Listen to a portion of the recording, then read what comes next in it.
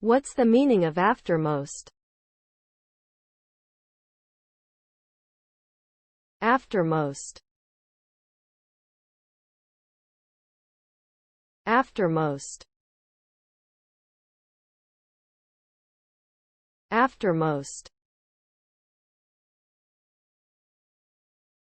Aftermost. Aftermost. The word aftermost is an adjective that describes the position or location of something that is furthest behind or closest to the rear. It is often used to refer to the last or final item in a series or sequence.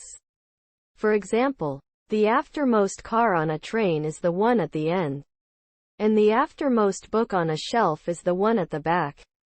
In general, aftermost implies a sense of directionality and refers to the object that is most distant from a reference point in the direction opposite to where one is facing.